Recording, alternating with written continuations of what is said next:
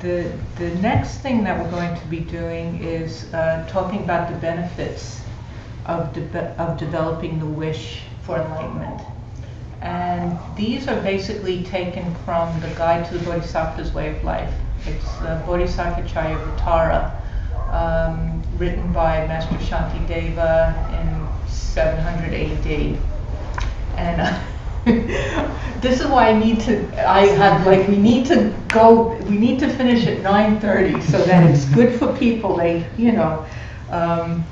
always feel it's like a kind of crusade I have to make that happen. So there's 9 of these. And these will start to address what you were asking, Lulu, okay? So the first benefit is, the first benefit of developing the wish for enlightenment is that if you have bodhicitta, your good deeds make you a Buddha. So if you have this wish in your mind, whatever good you do makes you a Buddha. So they're ultimately a cause for your omniscience. That's the first one. And then the second one is that if you have bodhicitta, you become worthy of the prostrations of all the high beings in the world. So if you can get this feeling strong in your heart, you become worthy of all the prostrations of all the gods. So it's not that you want. It's not that you're looking for. It's not that you're looking for people to bow down to you.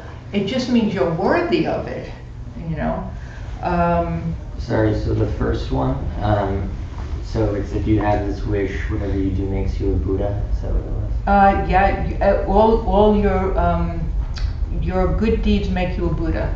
They're the cause for your omniscience. And so then, I guess then what's the difference between having bodhicitta and being a Buddha? Having bodhicitta it's a part of being a Buddha.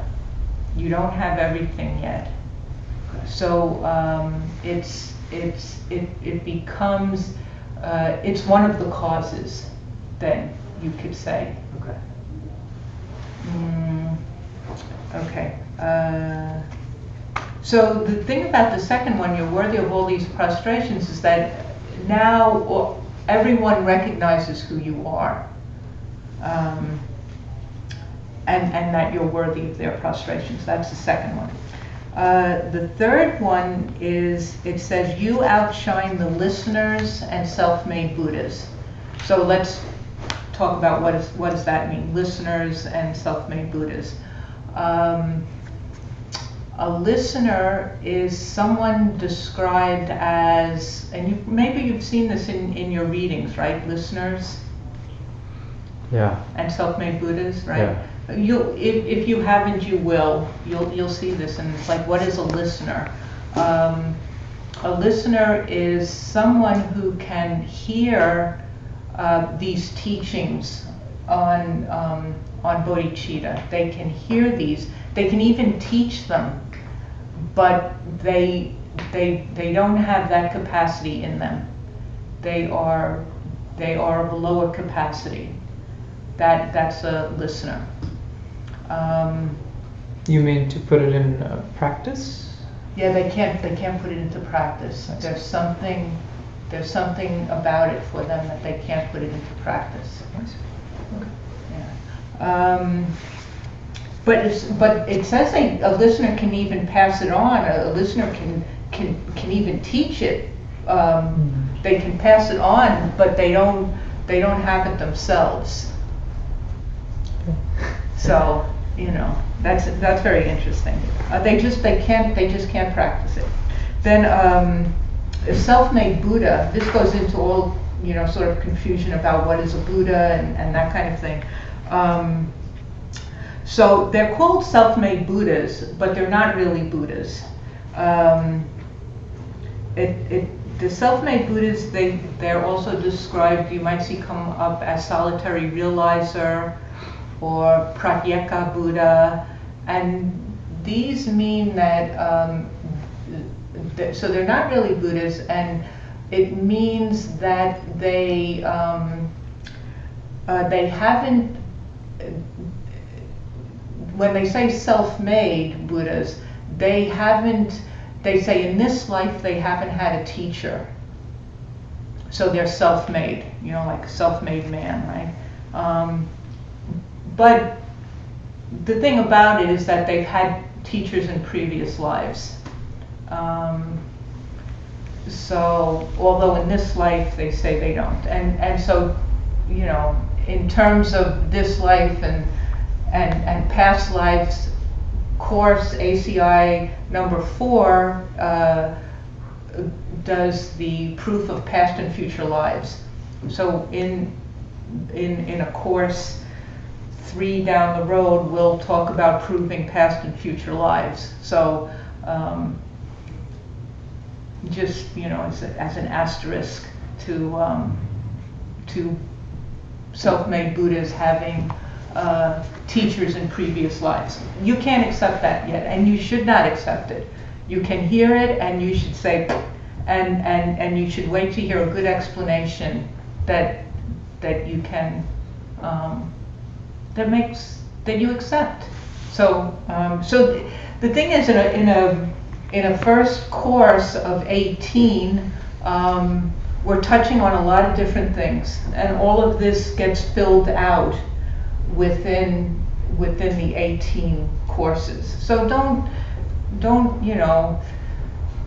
be aware that we have to start somewhere. Okay, so that's so the third benefit is, it says that if you have bodhicitta, you outshine these people who are listeners, and you outshine self-made Buddhas. You outshine these very high realized beings on a lower of lower capacity. I mean, having this bodhicitta is that powerful, is what they're saying. And then just to what you had brought up before, this is where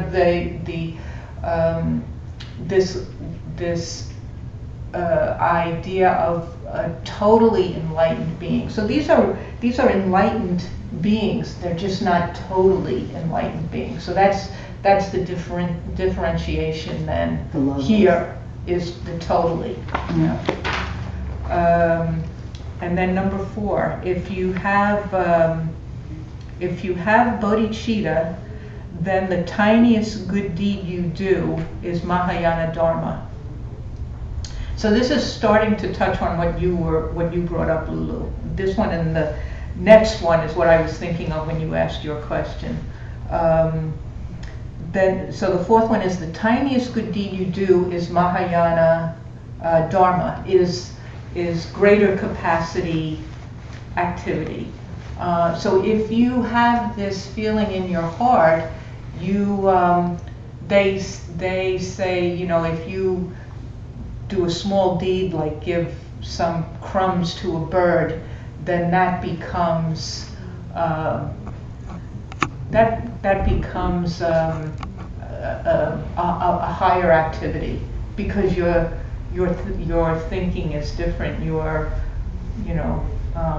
Your understanding is different. You are permeated by this bodhicitta, this wish. And then, I had here, someone had brought up about, so can you do a non-virtue, but it would not, so if you could even do something that was non-virtuous, and it wouldn't even produce the same depth of negative result if you didn't have this bodhicitta.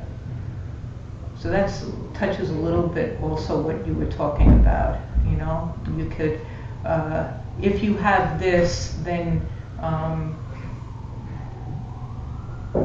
the negative thing you do is not quite as negative anymore.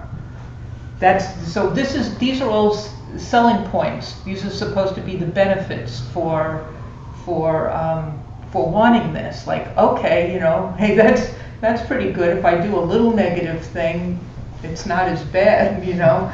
I guess there's a debate about it somewhere, but that's number 4. Number 5 of the 9 is, if you have bodhicitta, then the smallest action is the activity of a bodhisattva.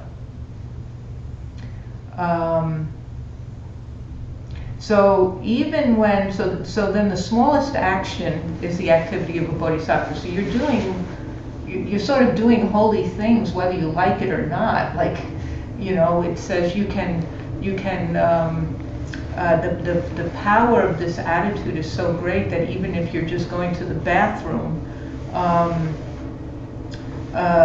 it's you know, you're doing the activity of a bodhisattva. So that's also a pretty good benefit. So meaning, even if it's not in your mind directly, you know, like even if you don't have it, even if you don't have this, it's not like you're thinking bodhicitta, bodhicitta. It's not even if it's in your mind directly. You're permeated. It's not in your mind, but whatever small thing you do, it still becomes the activity of a bodhisattva. Somebody who has bodhicitta, somebody who has the wish to become enlightened for all beings, someone who wants to take all suffering beings out of samsara. I think I've heard in past teachings about the goodnesses done by bodhisattvas are spontaneous. Like, it's not a thought process, like, because you're imbued with this wish, that the goodnesses that you do they just happen. There's no. So could that mean, could the obverse be true? Like, every spontaneous action of goodness that you do is bodhicitta. You just maybe aren't imbued with it all the time. How if are you do those a two things different? Like, well, you can, like, regular people can do spontaneous goodnesses, right? But maybe they don't have bodhicitta all the time. So would those spontaneous goodnesses be like a window into bodhicitta, or must they be different because your mind doesn't have it fully yet? Well, it would seem like, I mean, it would seem like the difference between doing good deeds with knowledge and doing good deeds with wisdom, as opposed to doing good deeds without really knowing what you're doing. That, you know, here we're talking about the benefits. Like, if you have bodhicitta, if you have this state of being, then what you do will bring you to Buddhahood, right? Will bring you out of samsara, essentially, right? Bring you out of suffering. Whereas we can do good things in our life, but if we don't know what we're doing, it will produce a good result because that's karma, right? Similar, you know, similar cause and effect. But it'll be a pleasant result in samsara. So it's the idea that, like, your mind hasn't collected that wisdom yet, even if you have like a visceral response to another's suffering and you act to eradicate that without thinking. Right. So the way that you described a bodhisattva is that because they have this wish in their mind already, they don't have to be thinking, I'm doing this to lead you to enlightenment. They're just doing it. Right. So maybe there's a parallel there. Well, it would seem like what you had said, a window. I think there's lots of. I think that makes sense. That there are certainly windows, but it would also seem like a window that could open a little bit, and never open any more as well. Right. You know. Okay. So on the one hand, the you know, it's, once you learn of these practices, it's,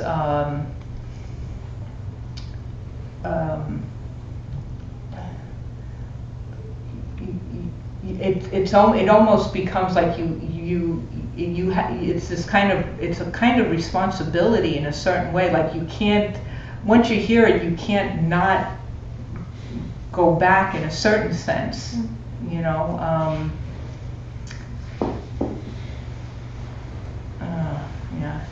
So I'm trying to think of examples in like everyday life so that I can try and put it into context.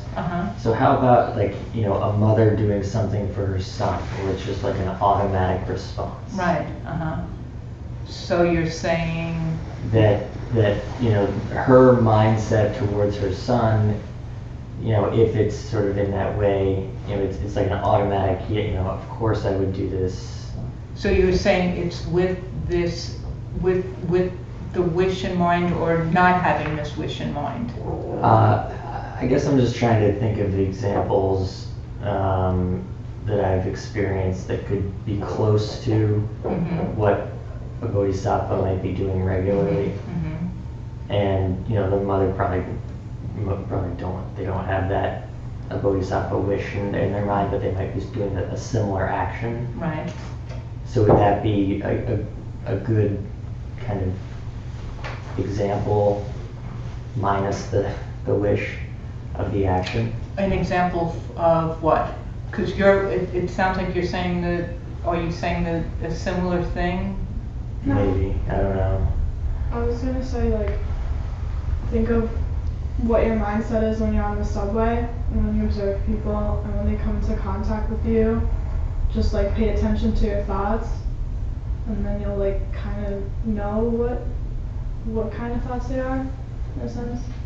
It's cool that you said the mother example, because like so many of the teachings talk about bodhicitta in the context of motherhood and how like every living being becomes like your child. Like a suffering of any living being is like the suffering of an infant in your arms. So it's like a cool thing that you just spontaneously said. Well, I think for me, if I'm understanding what you're asking, is that we're looking for the cause of Buddhahood, right? So the thing that a mother does, but without the context of understanding, is, of course, it's a wonderful thing, and but what we're trying to do is to inform our behavior with an understanding of certain things that will facilitate the kind of result that we're really looking for, which is we want to get out of this suffering, which we described at the beginning of the class, of being this, the outright suffering of change, and pervasive suffering that we have to die. And so we want to do that for ourselves and for everyone else. And so that's the purpose of trying to understand this path and determine if it can do those kinds of things. Those good deeds with, here we're talking about doing these kinds of good deeds with bodhicitta, with having, like, very specifically where we're wanting to do whatever these things are. So that same action of a mother for a child done with different mindsets will produce different things.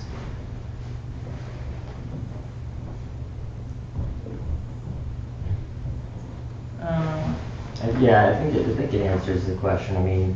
There's more to it, to becoming a bodhisattva, than just, the action of a mother to a child. But Right. That could be something that a bodhisattva would also do. Well, and I think you can also think about it as this window thing Right. too. Yeah. Yeah. Okay, so let's see. So just in connection to this, the number 5, the one where the smallest action is the activity of a bodhisattva, is they say that the universe shakes a little bit when someone gets this in their mind. So I don't exactly know how that goes, but it sounds good. So then number 6 is if you have bodhicitta, then that person is considered by the Buddhas to be their son or daughter. So they look upon you that way. Now the Buddhas are looking upon you that way. You have entered into a different relationship, and they say they watch out for you. The Buddhas watch out for you, and so this is the son or daughter of a Buddha. It's royalty. You know, you are now royalty. You are part of the bloodline of the Buddhas if you have bodhicitta. And then number 7 is then all the other bodhisattvas consider you as a brother or sister.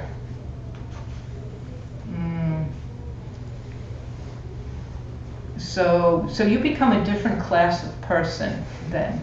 It sort of sounds like you get an upgrade. You know, it's sort of like, you know, frequent flyer, you know, like now you can use the lounge for the particular airlines, you know, you get an upgrade. This is a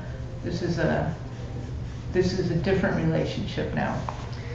I have another question, sorry. So how can we reconcile that, you know, with the idea of emptiness and like no labels? You know what I mean? So like, you know, a person I don't really know emptiness, but the way that I think about it is you don't label things like, oh, that person's annoying or that person's smart or whatever. So I guess I'm just trying to reconcile how you could be at different levels without an idea of levels. Well, I think when you talk about emptiness, you have to talk about relative reality and ultimate reality, which means relative reality or deceptive reality is how the thing appears to you, and ultimate reality is that it doesn't have any nature from its own side.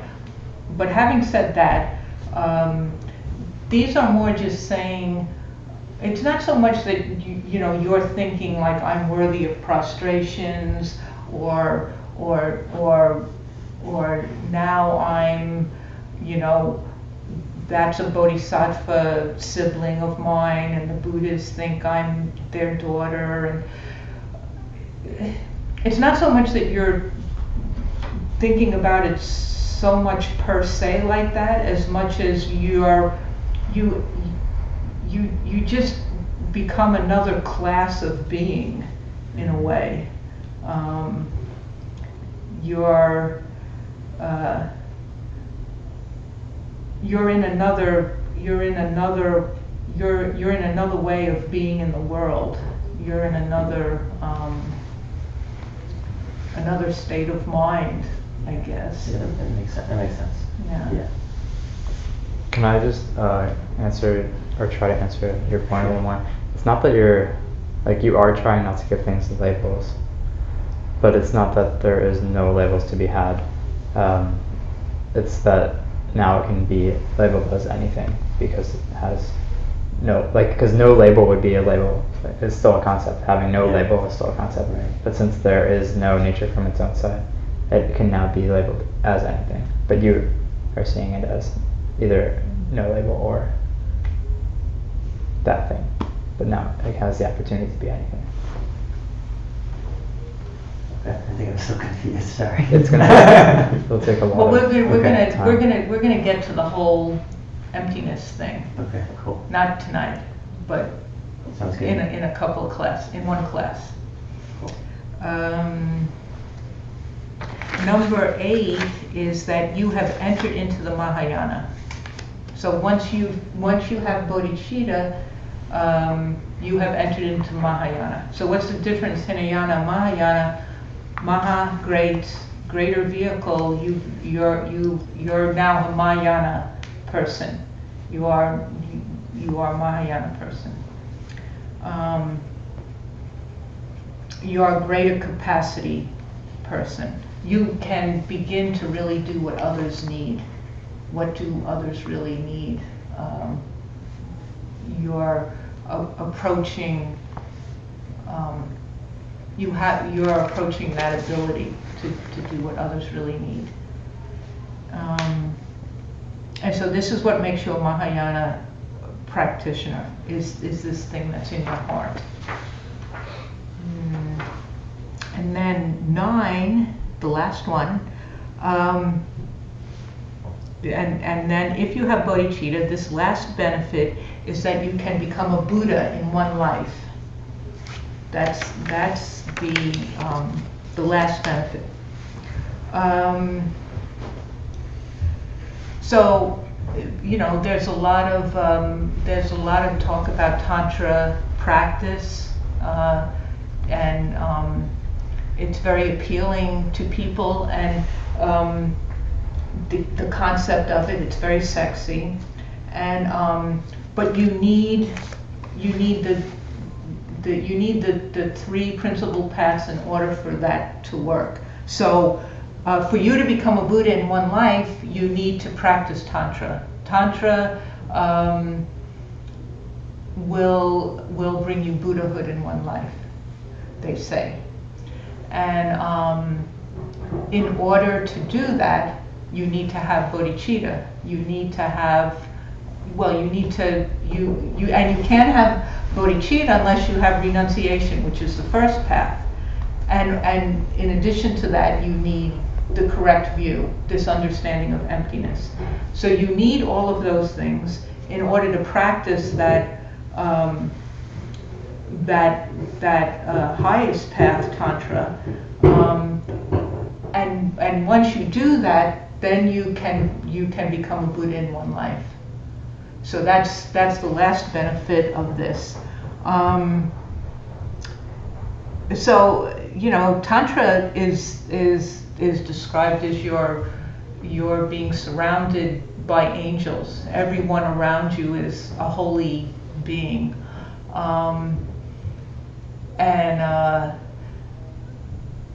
and just even thinking, what is the karma for being surrounded by everyone around you being an angel, would be to start seeing and start feeling everyone around you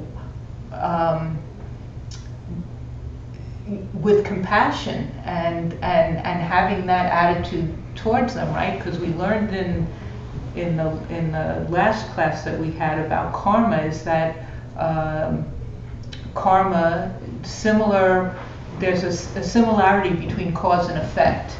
So in terms of bodhicitta, in this case, the cause of having the wish to become enlightened for all sentient beings and feeling that compassion for all sentient beings, the karma of that, the result of that, and what you do because you're inspired by that, is that you would then be surrounded by all these holy beings, who just couldn't do enough for you, and so that's the last benefit. You become a Buddha in one life. So is that last one clear? I have a question about what you said about Tantra. Uh-huh. So essentially, to practice Tantra, which is like the speedy way to Buddhahood, you need to have achieved renunciation. You have to have cultivated the wish for bodhicitta and had a direct perception of emptiness. Well, in order well, you need this is the basis for it. They say that if the three principal paths are the basis for it, and they say if you get these, then Tantra will just occur to you. Oh, okay, I see. You know, so it will just occur to you. So there's yeah. Okay. So okay. Ooh. Okay, we're a little early. So does anyone have any questions? Everyone's okay? Could you actually define Tantra? Well, Tantra is secret teachings. Okay. Those are the secret teachings,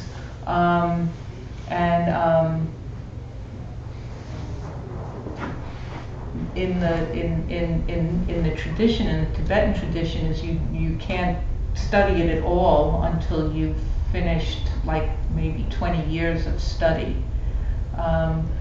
But it's to you, it's basic, and it's based on this, it's Mahayana. It's Tantrayana, but Tantrayana is really Mahayana. And Mahayana is the greater vehicle, and that means greater capacity, meaning having bodhicitta. You need to have that. You need to have that wish in order to have any understand. For it to work at all, you have to have that. So then it just it goes in terms of these three principal paths, and then the only way for you to get bodhicitta is to have renunciation yourself, which is the first path, because you need that in order to, you have to have that sense of this suffering existence just for yourself in order to think other people are also suffering, and then that's the underlying cause of it, and it's to become enlightened in this life. And it's for yourself and for others. And they say it won't work otherwise if you don't have that. So, yeah.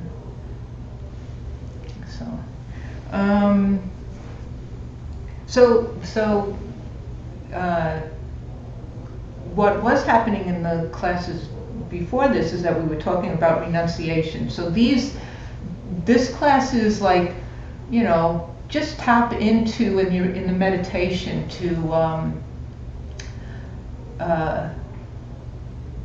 that kind of love and compassion for others, and just how it feels when the people, start with the people that you care about, and how it makes you feel when they're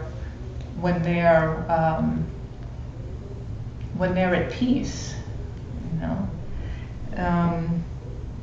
So the meditation for next week is to do an analytical meditation on the benefits for the wish for enlightenment. So we went through all of these benefits. So if you can start doing a meditation on, you sit down, and I mean, there's a meditation course, and we'll go through the different kinds of meditation that there are. But if you start going through what those benefits are in your meditation, and think about those, that's the meditation for this week. Yeah, and those and it's that will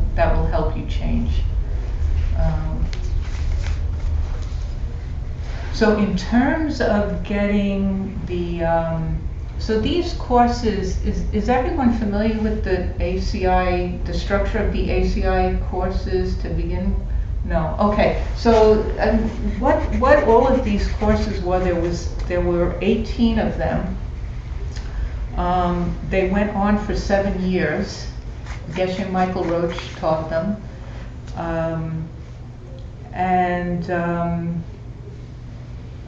So over 7 years, we went through all of the great subjects, and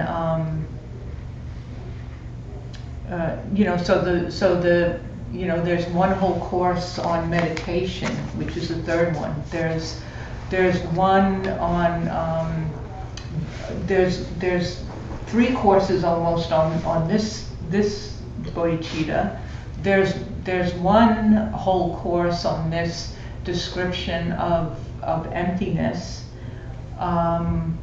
There's one on vows, and there's a lot of we go over a lot of different subjects, and all of those courses and the readings for them are online. This first course was the only one where we actually had a book for it. I think this book is also online too, right? I think so. I think all the readings from it are online.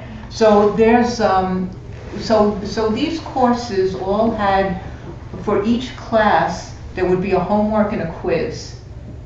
And when I took the course, you went home and you did the homework, and there was meditation, and you had to write down that you did your meditation, and you came in the next week and you took a quiz, and so it was like school, it was really like school, and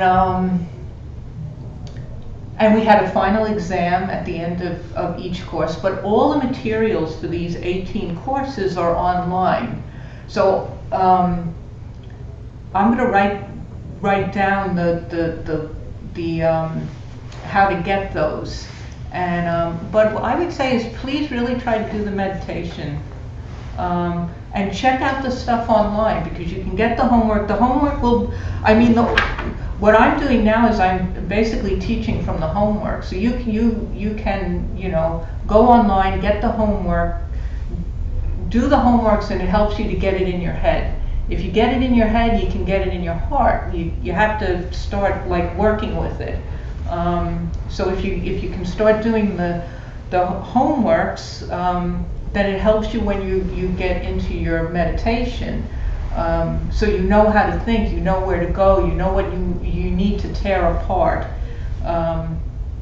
But all the stuff's online, and so it's beautiful that you can do that. If anybody wants help with their meditation in any way, if you want to write stuff down and say what your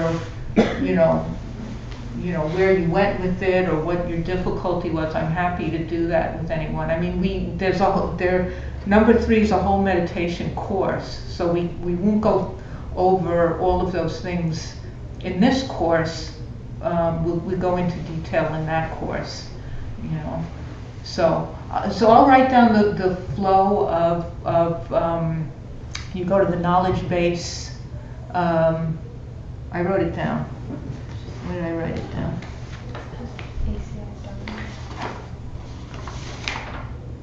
Can you get it off of the knowledge base? I'm sorry? You can get it off the knowledge base? Yeah, you go to... Because we've always gone to acidharma.org. It might be, I'm just not familiar with that. I just Okay. recently got it off of... What the heck did I do with this?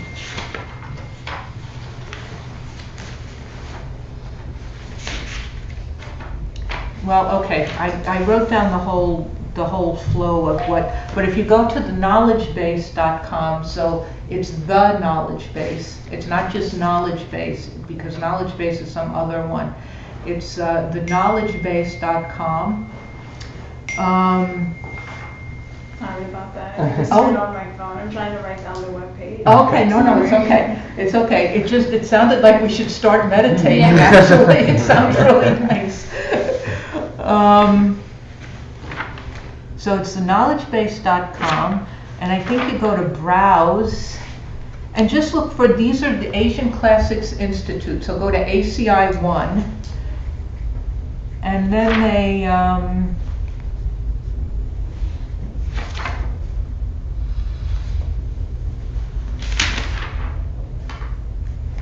ACI 1, and then go to class number 7. You can check out the whole thing.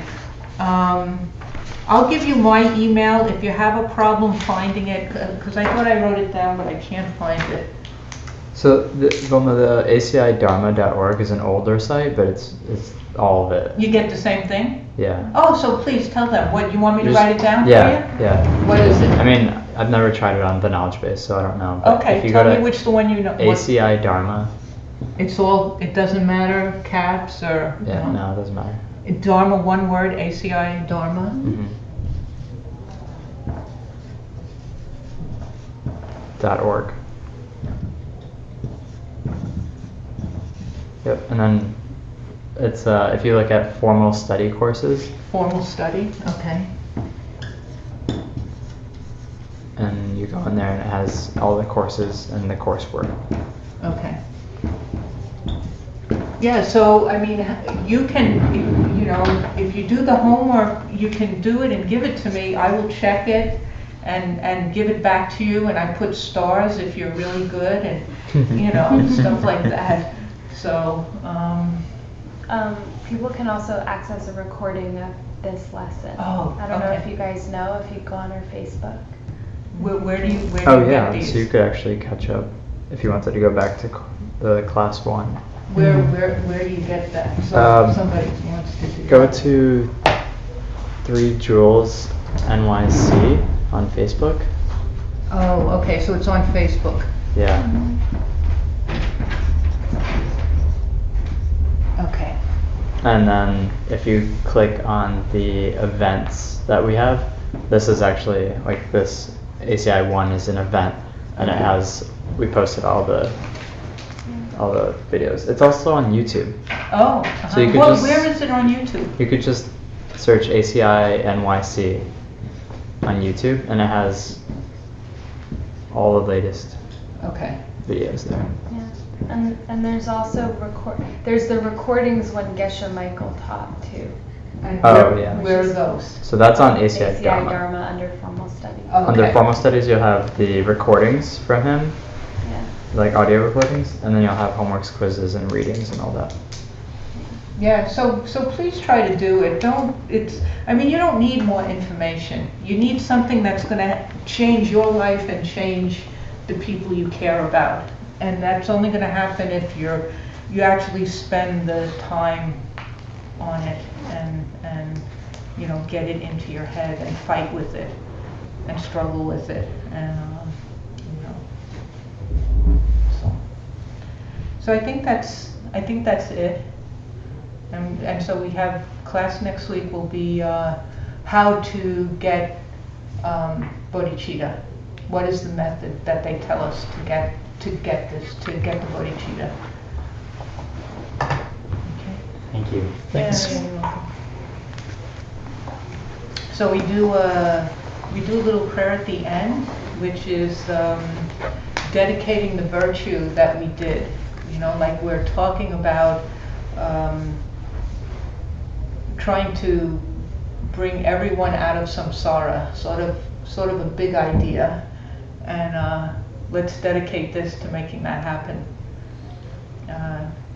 Gewa di gyokun sunam yeshe tsuksok-shin sunam yeshe lejumwe dampa kunito parsho.